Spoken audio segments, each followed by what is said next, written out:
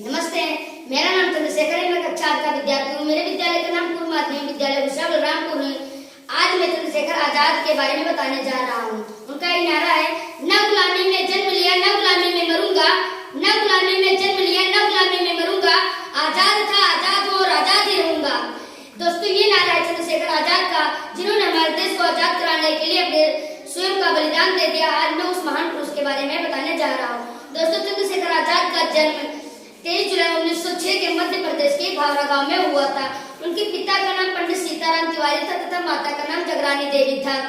दोस्तों, जो उनकी माता थी, उनको संस्कृत में ज्यादा लगाव था और चंद्रशेखर आजाद का पढ़ाई उनके गांव भावरा में ही हुई और उनके माता के कहने पर ही चंद्रशेखर आजाद को बनारस संस्कृत के विश्वविद्यालय में उन्हें एडमिशन लिया गया और जब वो 15 वर्ष के हुए तो उन्होंने गांधी जी से प्रभावित होकर उनके स्वाधीनता आंदोलन में भाग लिया और 1921 में गांधी जी द्वारा चलाए गए असहयोग आंदोलन में भी उन्होंने भाग लिया, जिसके कारण ब्रिटिश पुलिस ने उन्हें गिरफ्तार कर लिया और जज के सामने दूसरे दिन उन्हें जब पेश किया गया तो जज ने उनसे पूछा, तुम्हारा नाम क्या है? तो उन्होंने निडरता से बताया, आजाद। और जब उनका घर पूछा गया तो उन्होंने जय बताया और उनके पिता का नाम पूछने पर उन्होंने स्वतंत्रता जवाब दिया। इसके लिए जज ने उन्हें 15 कोड़े मारने के लिए भी आदेश दिया। जितने कोड़े उनके ऊपर पड़ते थे उतनी बार उनके मुंह से भारत माता की जय का नारा निकलता था। इस घटना के बाद से ही चंद्रशेखर आजाद के नाम से पूरी दुनिया जानने लगी। आज उन्हें भी हम लोग भी चंद्रशेखर आजाद के नाम से जानते हैं। और उसके बाद 1928 में काकोरी डकैती में भी चंद्रशेखर और भगत सिंह मिलकर एक खुफिया संगठन बनाया और उसको काकोरी कांड में भी उन्होंने शामिल हुए अपने साथियों के साथ।